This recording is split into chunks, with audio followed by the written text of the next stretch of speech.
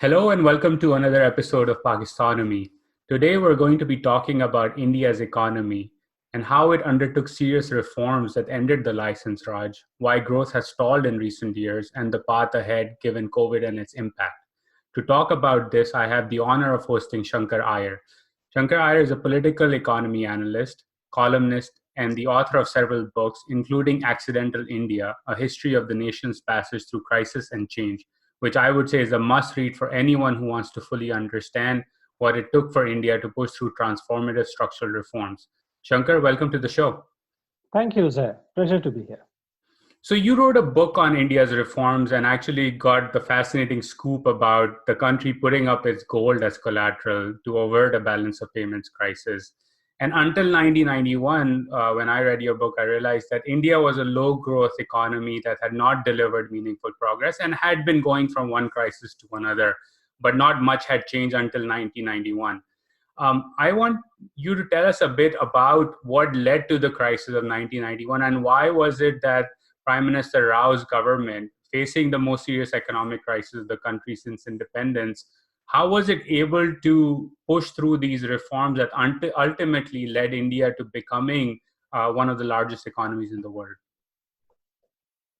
So, in a very common man sense, I would tell you, I could say that the crisis was uh, India in the 80s opened up certain sectors of its economy for imports, and it also expanded its expenditure. So, it had both pressure on the current account and on the fiscal deficit. So, we were borrowing in rupees, spending on capacity upgradation on imports and stuff like that, because of some sectors like electronics and others had been opened up. But the gist of it was that you were borrowing in rupees and spending in dollars, and that sort of can be sustained for a brief while. But in the run up to the Gulf War, when crude prices went up, shot through the roof, and there was pressure on current account, I think India found itself in a situation where it had reserves to last just 2 weeks of imports. And it is not that this was not known. As early as 1988, Michel Camadas, who was chief of IMF, had come to India and had met the finance minister, the prime minister, and the finance secretary, and had sort of told them that you might want to come to the IMF to get a bridge loan in place just in case things go wrong or if you're unable to manage things. Uh, in 88, Rajiv Gandhi's government was under attack on corruption, on various issues, and it was heading for an election. So no government which is heading for an election is going to sort of tell the people that, I'm going to go and borrow money from IMF. So that would be suicidal. So he didn't do anything. I think Pakistan saw that in 2018. So a lot of the listeners in Pakistan are very familiar with what you're saying about elections and going to the IMF. And so in 1989, Rajiv Gandhi's erstwhile colleague, VP Singh, went into the opposition and cobbled a coalition and came to power. His first statement was, the coffers are empty. And then he went on to announce the largest ever loan waiver to farmers. So by end of December, when the Congress sort of put up Chandrasekhar as the prime minister in 1990, November, much of the knowledgeable world knew that India was heading into trouble, but nobody knew the exact magnitude of it. And I happened to sort of be following this issue on a day-to-day basis, and I got a tip-off, and I went to the airport in Bombay, as it was known then, Mumbai, and found strange things happening there, which was basically RBI was shifting 40 tons of gold in 4 different tranches via the Swiss route to the Bank of England for a $400 million loan. And when you look back 30 years, it doesn't seem to be a big amount today, 400 million, but the photograph of the aircraft and the trunks and the 8-column headline sort of brought home to the people the major crisis that was sort of hitting India, and the politics around it started unraveling, and people started asking questions. But the bailout itself, actually, India went to the IMF in January, and it was a very interesting story. It's a very interesting story. In the IMF, of course, you need US support to get anything through. And so India had difficulty then because the previous government had sort of praised Saddam Hussein. So that was not very helpful. And so Not a great Chandrasekhar, thing. Not a great thing to do, especially at that point in time. yeah. So Chandrasekhar asked Subramaniam Swamy, who's a Harvard-trained economist, and who a lot of people in India find enigmatic. He's a master of intrigue, but he has network of connections. So Chandrasekhar asked him to speak to the US government. So he spoke to the US State Department. And the US State Department at that time wanted a refueling stop for its aircraft for the war in the Gulf. And so Subramanian Swamy asked them, what does India get if I allow you to refuel? So they said, oh, we'll give you extra charge, this, that, and all. And Swamy just laughed at their face and said that we have a proposal in the IMF, back us on the proposal, and we will think about it. So that's how that bailout came. So the IMF bailout was agreed in the first week of January, and the government of Chandrasekhar fell in March. So the government had to wait all the way till May to make good on its promises made to the IMF.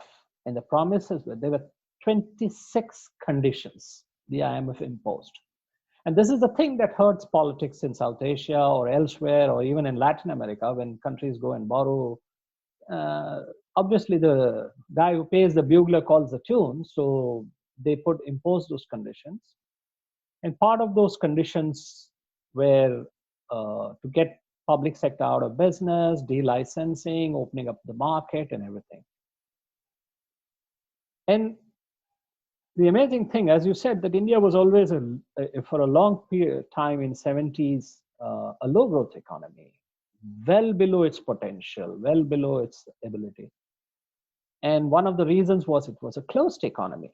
So the government thought it knew who should produce what at how much, and it would be sold at what price, the whole Soviet style economics.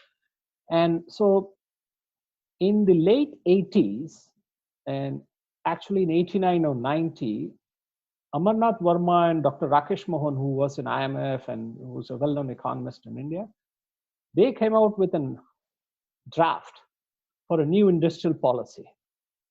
But because the VP Singh government was supported on the left on one side and the right on one side, so that is, there was nationalism on the right and Marxism on the left, there was no way that idea could even get tabled in parliament.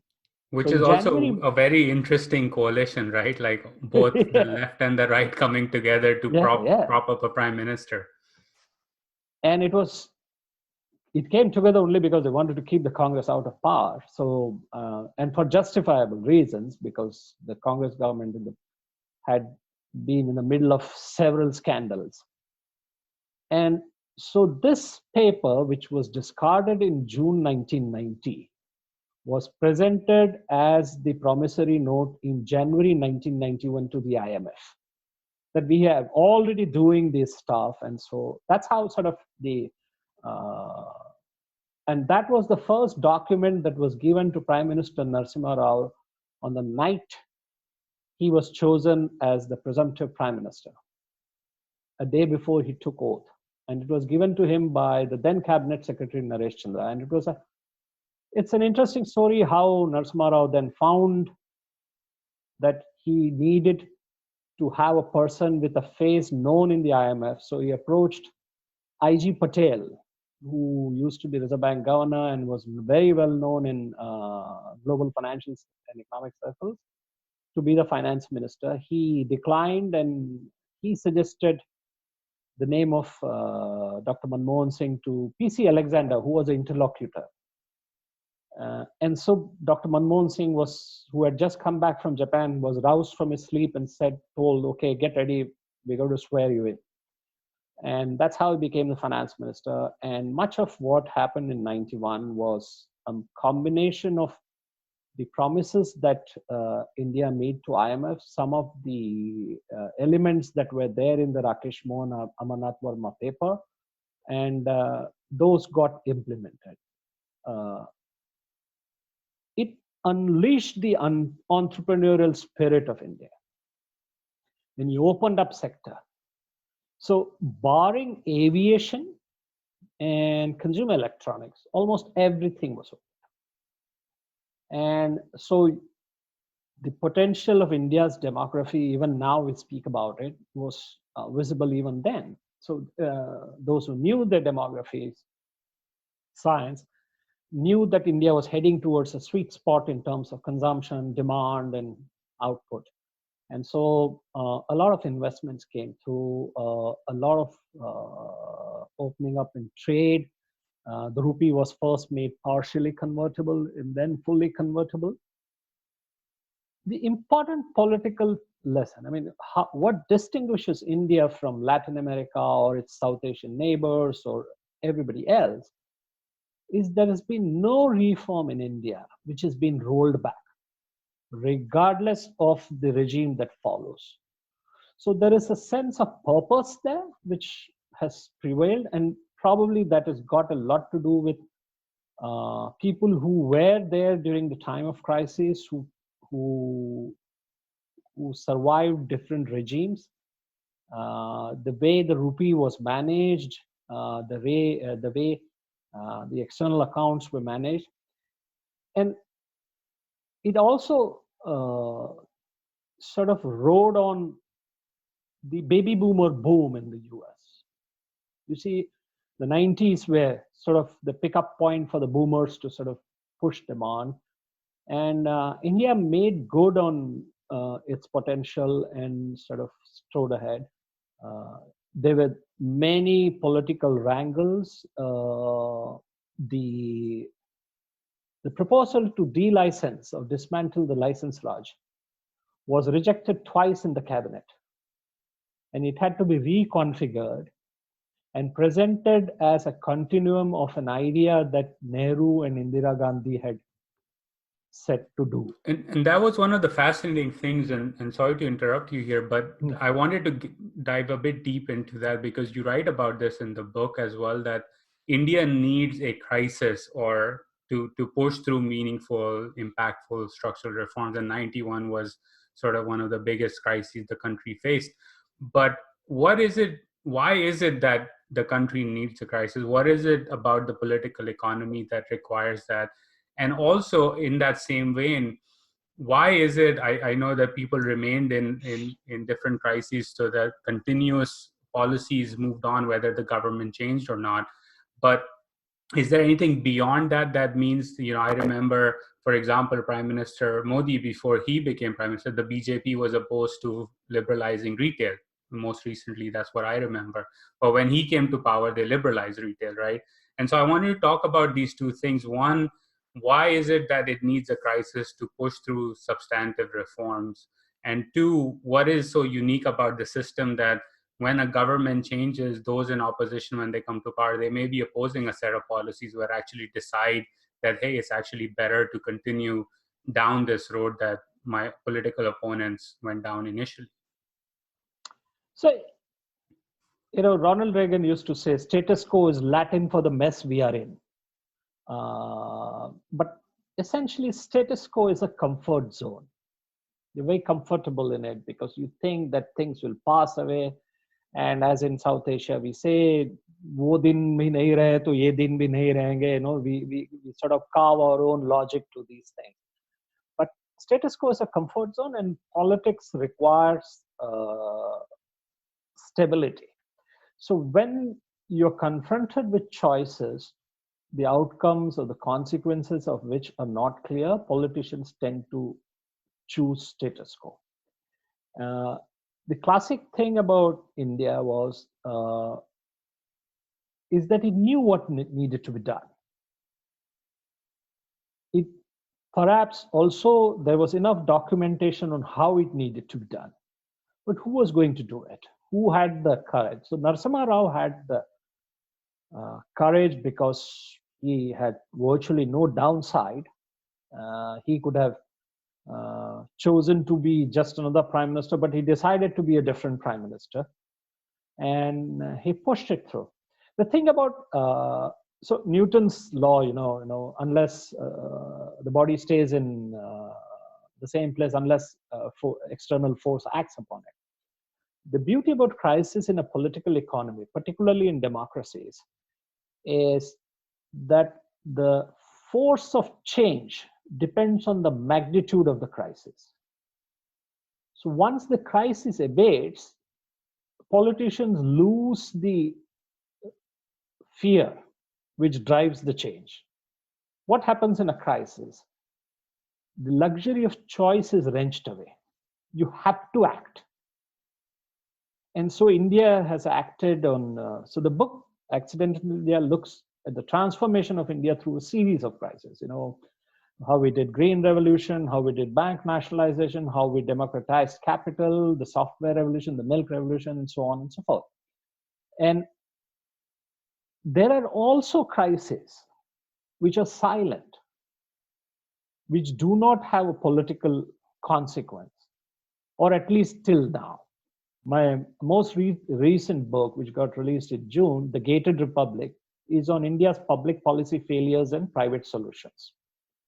It looks at the 5 basic elements that Adam Smith speaks about, the 5 most basic moral obligations of any government: water, infrastructure, education, health, security. And in all these areas, governance has been less than subpar. Some places it's really poor. And it's a silent crisis. And despite the presence of the crisis, very little was done. If you look around the world, public health, universal healthcare is been proved. It has been proved. People know that it works, that it delivers economic benefits, that it makes societies less corrupt. If you look at all those countries which have public health care, they rank better on the Transparency International Index. You look at countries which have public education system, they rank better in human capital and growth. So this is known, but who will? So a former head of the European Union used to say that we all know what is to be done, but we don't know how to get elected after it's done, or how to get re-elected. And therein lies the pinch. So the challenge is political in a democracy. The challenge is much more of communication. It's how do you sell? And if you look back, the Emancipation Bill in the US, the abolition of slavery, wasn't a clearly articulated goal beyond the what is a 32-word speech of Abraham Lincoln, but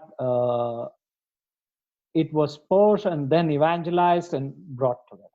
So I think one of the things over a period of time, the way democracies have evolved, is that it has sort of impacted the quality of people who come into politics, and it has impacted, therefore, the kind of communication that is required to lay a path for change. People have to be told this needs to be done, and we got to do this. Otherwise, you have to show that there's a storm coming, and this is what we need to do.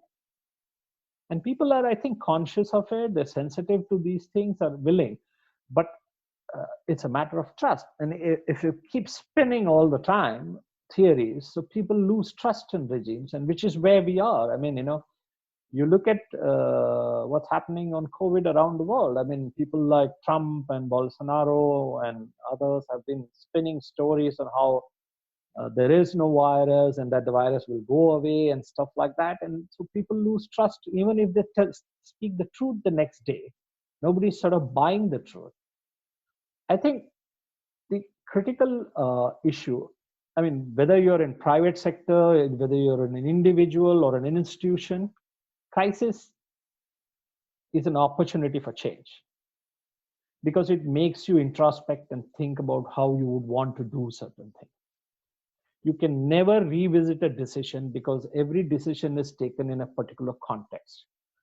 So if when leaders come to understand that in this context this decision was taken and they're able to explain and the people understand, I think it will be much easier to foster change. But this is engagement. How do democracies engage now?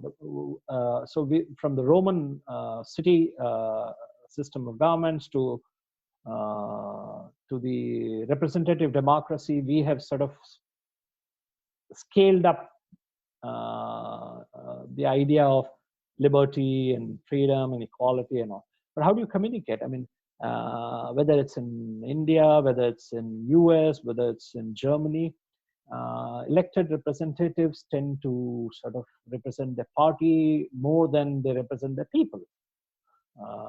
And that's one of the flaws of representative democracy. So how do you bridge that? You can bring into play several other forums, which is what private sector has done, because they also have hierarchical systems. So they bring in mentors, coaches, bridge sessions, updating, skilling, all kinds of instruments are used to sort of communicate. I mean, the town hall in all these tech companies serve a great purpose in enabling that communication. If you look at the town hall, what does it do for a Satya Nadella or a Zuckerberg or a Sundar Pichai? It allows people to air their fears and anxieties and allows him to give a pathway. Now, which is what democracies require. You require a pathway of engagement. I think this probably might be the next society might sort of look at it. But yes, crisis, I call crisis a feel-good factor. You can expect change. So on that note, so if we fast forward from 1991 to today and maybe go a few years back, India's economy sees growth slow. You have a major election in 2014 where Prime Minister Modi comes to power, in large part promising reforms and Achhe Din and high growth, etc. But there is still a silent crisis even before COVID, right? Youth unemployment grew.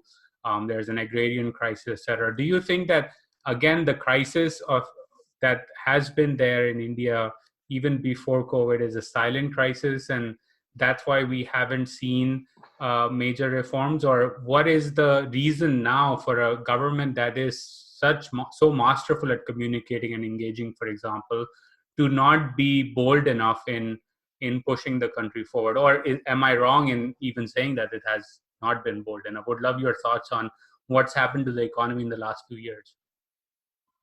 So let's step back a bit. So the epilogue of my book, Accidental India, actually listed these crises. In water, in agriculture, in deprivation, in poverty, in national security, all of these are there. So if you look at structurally, India is a quasi-federal system. So there is the center and then there is the states. What got done in 1991 was the glass ceiling was sort of taken off. So sectors were opened up, and continuously over a period of 20 years, I think many sectors were open. I mean, pretty much most of the sectors in India are open now. But what government after government could not do is to liberate the factors of productivity and liberate the structure of governance. So it would continue to be centralized, and the factors of productivity are controlled by the state governments. So sometime in 2015 or 16 at a conference in Singapore, I mentioned this. One of the interesting things of 2014, a day after or the day Mr. Modi took charge as Prime Minister, India's top manufacturer of its famous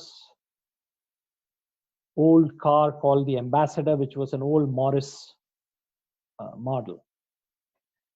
And the Ambassador sort of represented everything that the government was: inefficient, badly designed, slow, costly, a retarder, everything. So when people voted for Mr. Narendra Modi, the expectation was that Dr. Manmohan Singh was not quite the Schumacher or the Alon or Hamilton, if I The may Lewis use a new Hamilton. Lewis Hamilton. So let's get a Schumacher or a Lewis Hamilton to run this show. But the problem is, Lewis Hamilton or Schumacher, Mr. Modi is still driving the same Ambassador. The system of governance hasn't quite changed. So what has happened is that he's made it a little more efficient. We have sort of jumped many places in ease of doing business. He has communicated ideas in terms of Startup India, Make in India, Swachh Bharat, cleanliness and stuff. But it's not enough to communicate. Your ideas have to sort of take root in the systems of governance. So the Indian policy framework for most elements, whether it is economic policy, education policy, health policy, is all located in the concurrent list. So the center, which is the union government, designs a national policy. The states, 30 states, have little or no say in the design of the policy. The implementation is left to the state governments. And the center or the union government can do very little if the states implement it or don't implement it. So there is a bipolar disorder, I call it. And there's a divorce of what my favorite line on this is that there is a divorce of authority and accountability. And so things don't get done. So yes, he's a masterful communicator. His party has been in power in almost 20 states at one time. But it is, status quo is also a parking spot, a sort of parking plaza for rent. So if you have systems which have so many clearances, if you have labor laws which are spread across 45 different acts, if land acquisition justifiably has issues of payment, on compensation, so who's good? So whenever you see, wherever in the world, if change has happened, it has been championed. Whether it is FDR's New Deal, whether it's Lyndon Johnson's Great New Society, whether it is the telecom revolution in India, the mobile revolution, whether it is the inception. I wrote a book on Aadhaar, India's biometric identity system, which is the world's largest biometric identity system. And it was set up by the Congress government, opposed tooth and nail by the BJP. They said they will sink it. When they came to power, they expanded its use. In fact, demonetization was the biggest driver of Aadhaar use through digital payments, one would say. Yeah, so digitization took off in what I call the play of unintended consequences of policy. So, and if you look at all these, every change has been driven by a champion. So change can't happen without it. We all like to say that institutions matter, but the individuals in those institutions seem to matter much more, because you have the character of the individual sort of seeping through the institution. So India does a great job in putting together some projects that it put together its Mars mission with the most difficult maneuver, the slingshot, and it cost India less than it cost Hollywood to produce Gravity, and that's frugal economics for you. We conduct elections with 900 million voters. I mean, it's mind-boggling.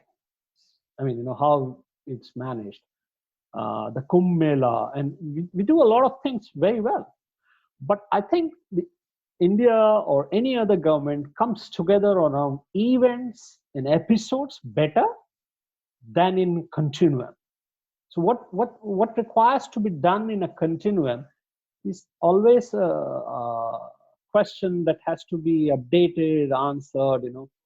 It's kind of like the app world. You got to sort of choose the Android path rather than the iOS path, because you must allow other people to come and sort of devise apps and crowdsource ideas and stuff, so that you can then sort of accelerate one idea or the other.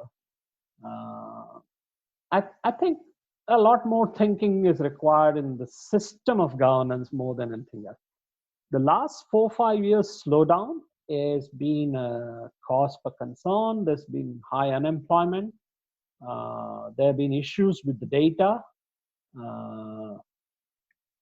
And without going into any of this, I mean, there is a feel-good factor when you're doing well, and there is a feel-bad factor when you're doing badly. And so the feel-bad factor was pretty apparent all the way from 2016, 2017. And the issue there really is that the state governments have simply not pulled their weight. And that's where, so I've written about this, and I've said that you need to decentralize governance. And what we have in fact is the goods and services tax, which is a one nation one tax system, is very good and very marketable, very saleable, but it leaves very little room for the state governments to sort of raise resources to do the things that they want to do. And I hope the new finance commission, which is working on the next report, sort of gives that kind of flexibility to.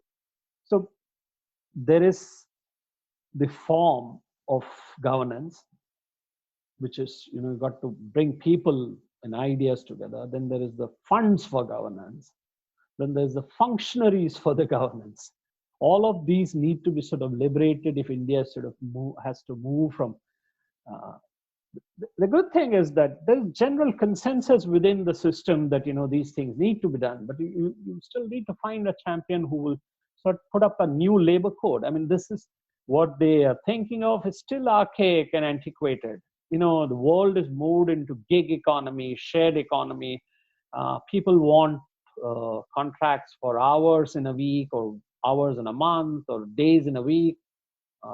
Part-time is not necessarily a currency. I mean, in the current dictionary, people just say we are a seasonal contractor, we are a consultant, or so these kind of elements have come through, and this is where the economy is headed now. And so these are the things that need to be done. I mean, you look at the world now, there is one part of the world which is aging, which needs people, but but technology is enabling retrenchment of human interface, whether it's in banking. I mean, look at finance. I mean, it's completely. I mean, I dare say that after a few years, they may not be banks as we know. Yeah, no, totally. And it's one of those things. I had Jamie Arbib on my podcast a few weeks ago. He wrote this book called Rethinking Humanity, which looks at sort of the coming revolution. He says they call it an age of abundance in the book. And it's all about automation, right? It's about nanotechnology, it's about AI, it's about electric vehicles and all the shifts that will happen. And the idea being that in the next 10 years or so, you will have these transformative changes which will make the old way of doing business redundant. And so my question to them was that, developing economies, emerging economies are trying to follow the China model or the Vietnam model, which is be the exporter of the world. But if you're telling me that automation will mean that the shoe factory in Vietnam is no longer required because someone sitting in Idaho can have a 3D printer and make shoes from their home in their garage, then what's the path for development for emerging economies, right? And that was one of the things that was fascinating, was from his perspective was, well, you gotta invest in institutional shifts, invest in technologies and human capital for the next age, not for the previous age. I.e., if you're So still building high speed trains, it's probably not the right investment for you to make, because autonomous vehicles will make a high speed train redundant for you. I don't know. For years together, we've been saying urbanization is a great force multiplier in economic growth. So I don't know whether after work from home, whether there will be urbanization in that same spot on the radar as always. I mean, you Absolutely. know, whether mass rapid transport systems will have the same weightage. I know for a fact that pension funds are not looking at metros and mass transport systems as alluring as it was earlier. Ricardo's theory of comparative advantages has to be reinterpreted for the new world. Um, if the developed economies, which I call the paved economies, are going to retrench human interface you spoke about sports shoes, but I think a faster pathway will be laid out for pharmaceuticals. Yep. All the IDAs and the small clinics will have a machine there. You go and plug in your prescription, and you might probably get it home delivered or whatever. Uh, the low skill jobs. I mean, first we thought that it's the high skill jobs which are getting robotized, but it's the low skill jobs which are at the threat. The job of a driver, the truck driver, automated driving is going to change. 3D printing. So the idea of another China or a Vietnam is kind of now in the past, I would say, because there is only so much consumption the world will take. There is no new baby boomer era. It's Yep. not going to happen. And so who's going to consume all the stuff? And you can't have another China in the world. There's going to be so I think that what might happen in the wake of climate, which is the third factor, in which I call the triad of factors: demography, climate, and technology.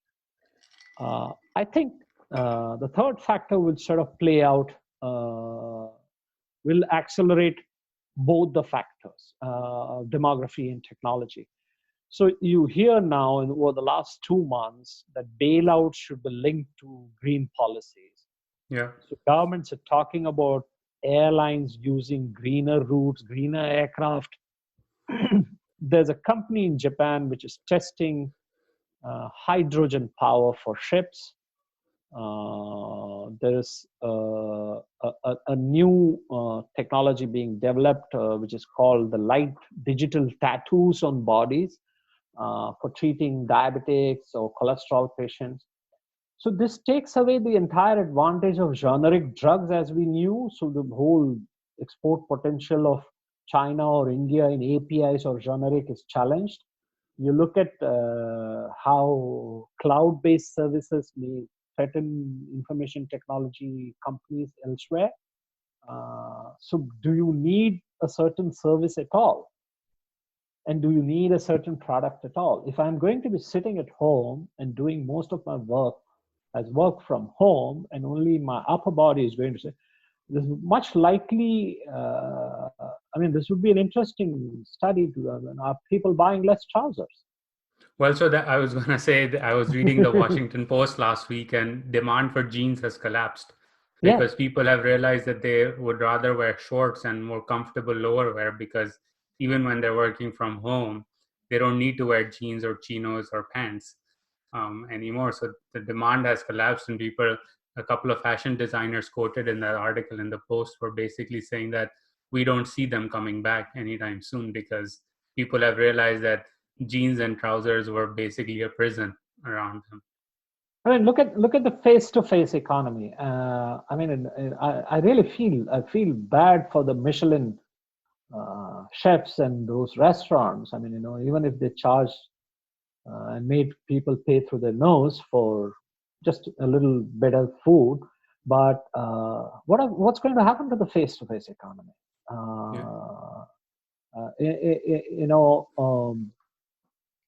so there's this theory: if you continue to perform below your potential, you bring down your potential, and those who are unemployed become unemployable. This is the quandary that this is the conundrum that has to be addressed in the next few months. It's a fascinating time, and it's also a very frightening time for younger people. Yeah.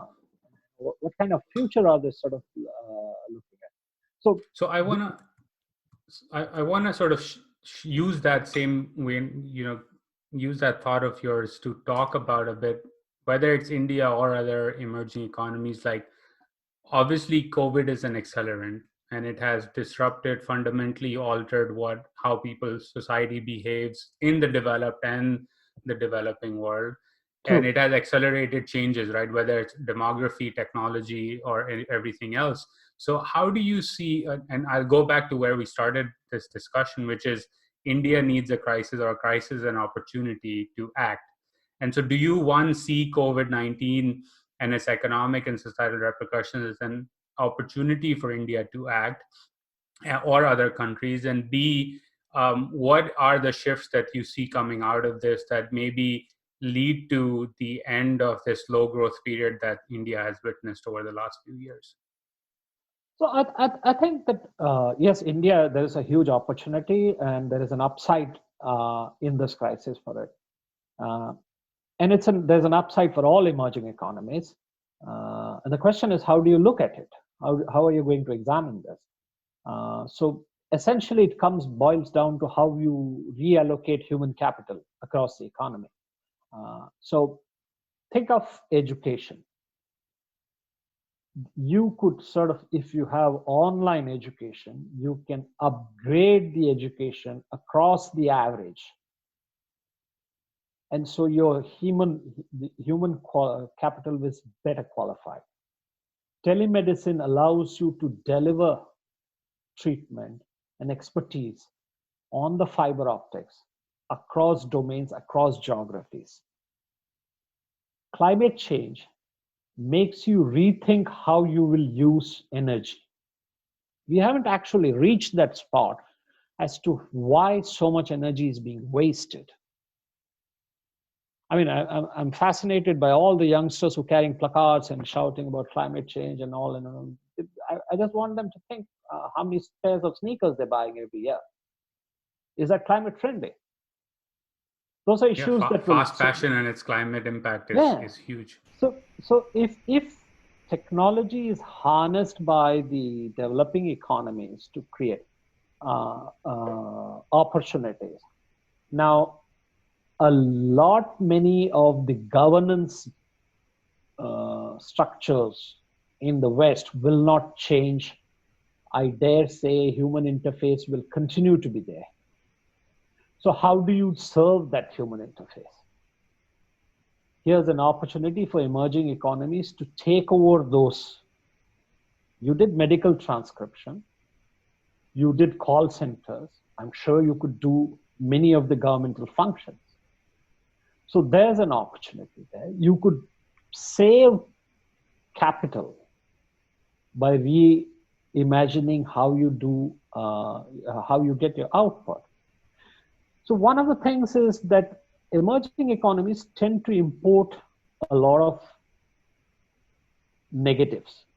So let's take whether it's Pakistan, Afghanistan, India, China, whoever.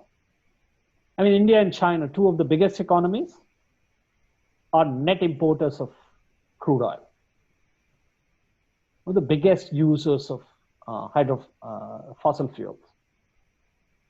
If they reimagine their structures, if they go heavily into renewables, which is happening, by the way, in terms, do you see a saving of capital, reduction of carbon footprint? So you look at fertilizer manufacture across the world. for instance. It's capital intensive, so you import capital equipment. It's energy intensive, so you import energy. It's raw material intensive, and almost everybody is importing phosphates either from Canada or from Morocco. Yeah. And then putting up fertilizer plants across the world. So you're adding to your costs and adding to the carbon footprint. So if you rethink about this, do you really need those kind of fertilizers? I mean, what if technology comes up with just-in-time nutrient supplement? So here's what I think is the process where, again, it depends on what's the institutional blue sky thinking capacity in countries. Hmm. So Germany embarked on renewables probably about 10, 12 years back. US under Obama incentivized technology, green technology. I mean, not many people know Tesla was one of the early recipients of the Green Fund. And they were about to default on the bonds, and Elon Musk had to put money together. Otherwise, the US government would have had a stake in Tesla. Yeah. And it would have been a good, very valuable very stake, excellent investment. Yes. So if you look at what's the global digital economy all about? It's about the internet and it's about GPS. Both were developed by government of US, DARPA and others. Okay, so they innovated on it, they built platforms on it, all good credit for them. Now that business model rests on ownership of data, or rather on data being held hostage by big tech. What if the world decides to make data a public good? Yeah.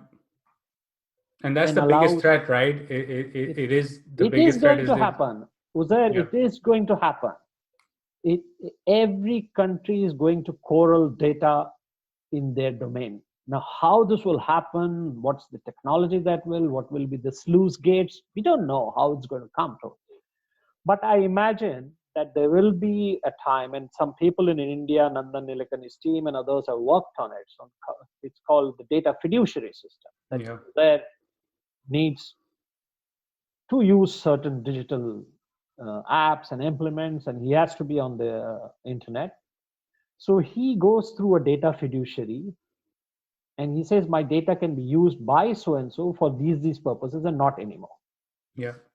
And again, we have to be creative, right? Because on that system, like I go back to my conversation with Jamie, because he brought this up as well. He was like, look, if you look at the joint stock company, it is basically a remnant or a creation of the age of extraction, where industrialized states had to marshal large amount of resources through multinational corporations. And so the joint stock company was born, and it is there today. But today's big tech companies maybe need to be reimagined not as joint stock companies, but something else.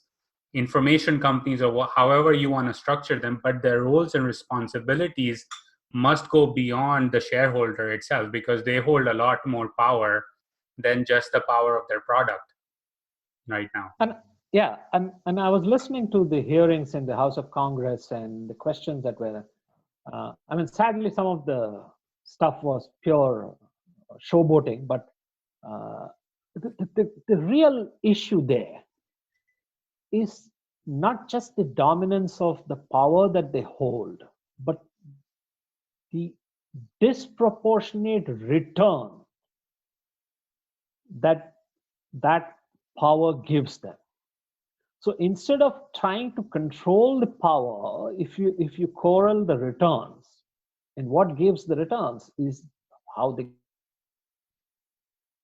Imagine if all the governments got together, I mean, thought of this data warehousing in their own domains, and on data that is used by the big tech, whoever is using it, a part of the revenue comes as GST. Yeah. I mean, it's a services tax. So because the entire business model rests on that.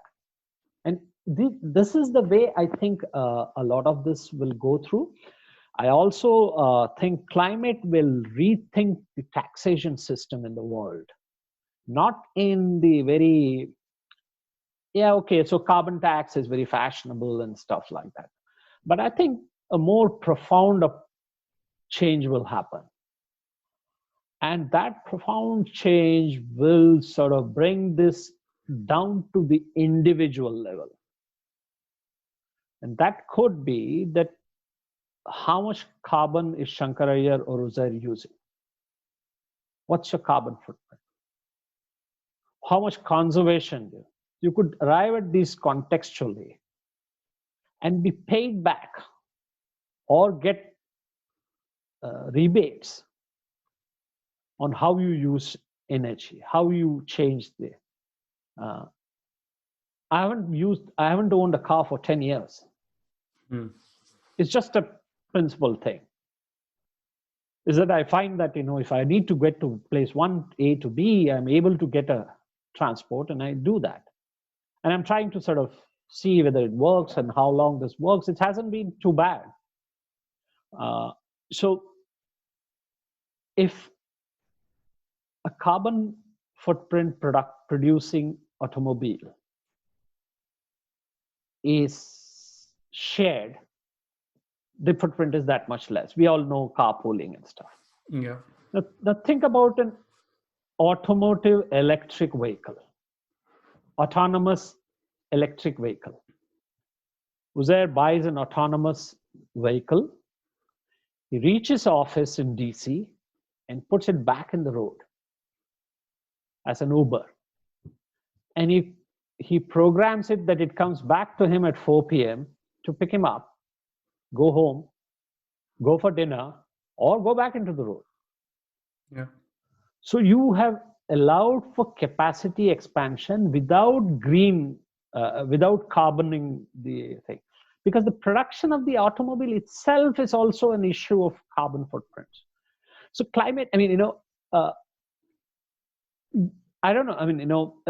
So I'm in Canada just now, so I find it very fascinating. There's a lot of discussion about evacuation of energy of the oil sands from Alberta and Saskatchewan and stuff like that.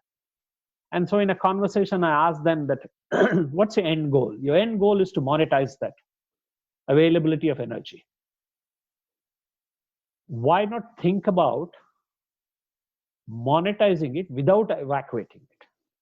And so how? So I said, talk to people like Elon Musk. Think about a battery grid. Yeah. That he's trying to off-grid systems. We don't know what's going to come up, and the biggest danger, I would say, for the world is to look at prescriptions for the future.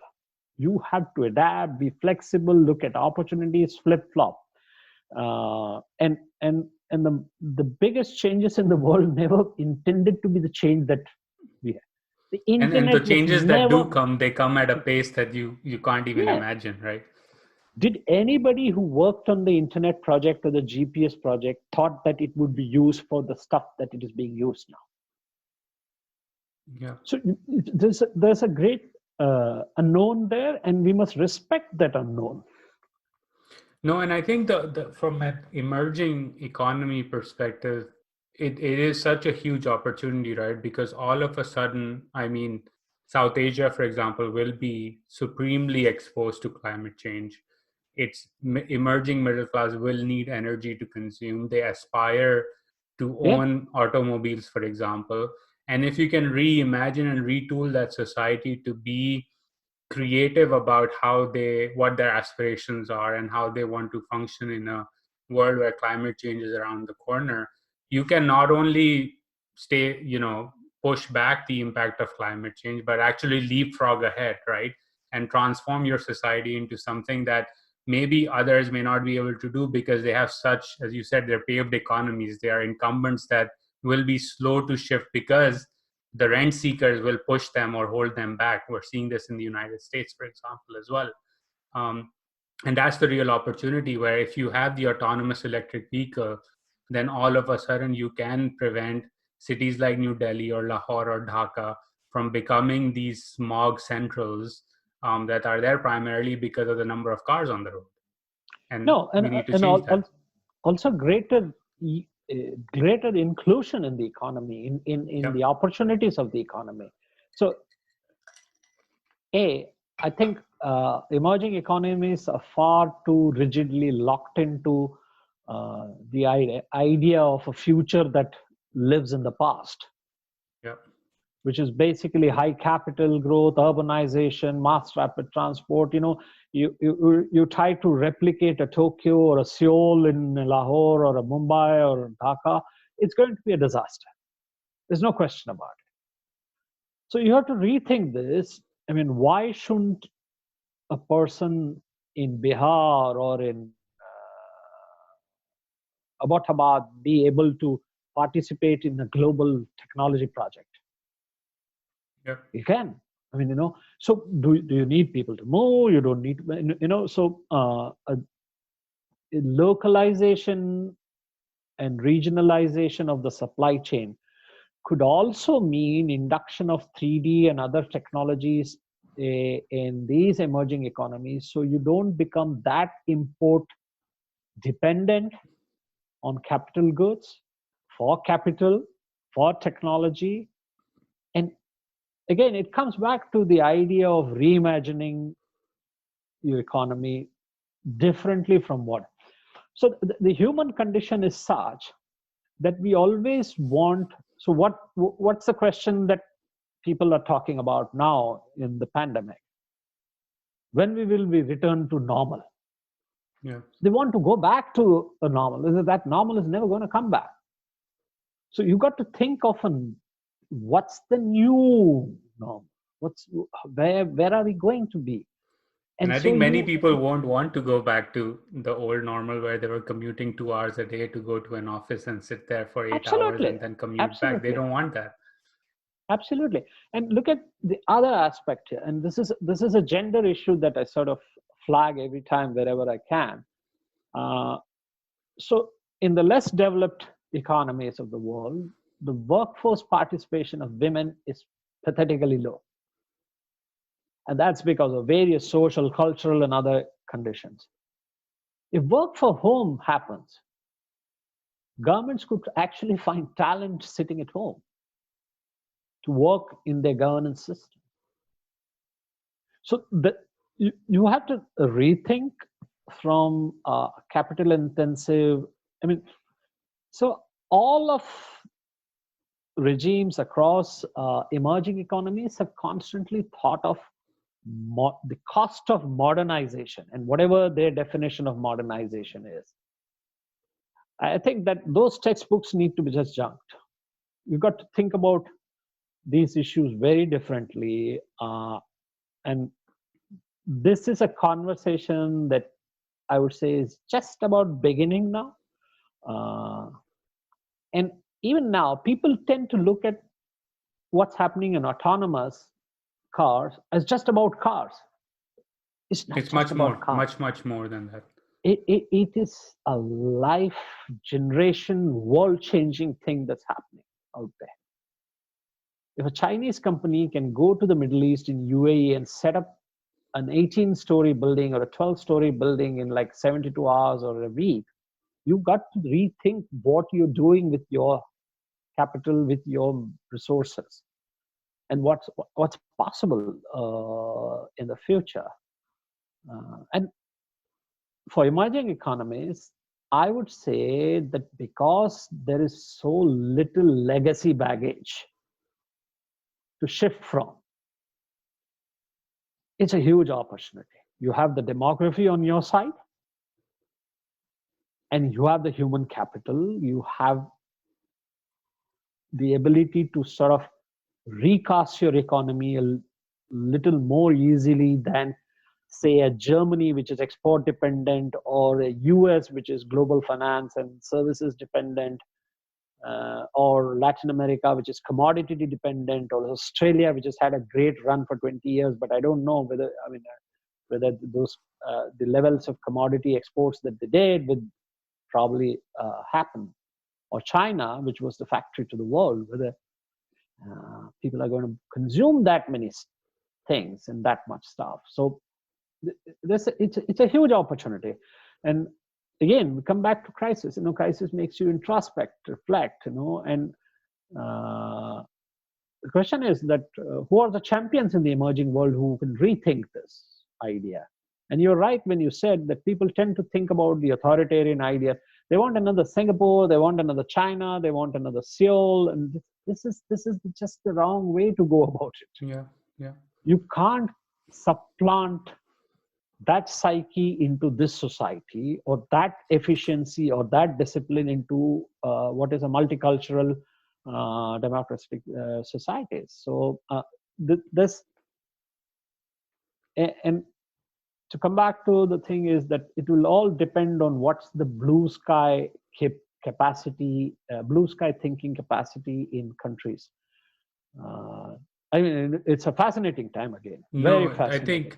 I think blue sky is definitely, I would just say it's blue sky plus a desire to not shy away from failures, right? Because you will, certain things may or may not work, but that is going to be the trial and error method. And as you said, you have to be agile, you have to move and pivot quickly, and not be beholden to the past, and I be mean, willing look, to disrupt and so change. so people need to sort of look back even just 10 years back. Okay, Yahoo was the principal search engine. Google started as a mail server. Yeah. Facebook was never intended to be Facebook. And think about that. I mean, Apple wanted to produce computers. Amazon was a bookstore, that's it. Yeah, it's a And bookstore. now AWS is the most profitable part of the company. So you just think that you should not be rigid. You have to think expansively and sort of. So my title for the future would be the shape of water. You got to follow where it finds its level, finds its gravity, finds its translucent, utility. I think, and that's where we are headed. I think, Uzair. Well, on that note, thank you so much for your time. This has been a fascinating discussion. I know we covered a lot of ground, starting from India's liberalization to the future, and how can emerging economies like India, Bangladesh, Pakistan, and others can think about what's around the corner. So really appreciate your insights. Your book, Accidental India, was fascinating. I'm looking forward to reading The Gated Republic. It's on my list. So wish you the best. Stay safe in Canada, and we'll be in touch. Thank you. Thank you, Uzair. And it's been a pleasure talking to you. And I hope there are more conversations across domains to think what could be the future. Likewise. Thank you. Thank you.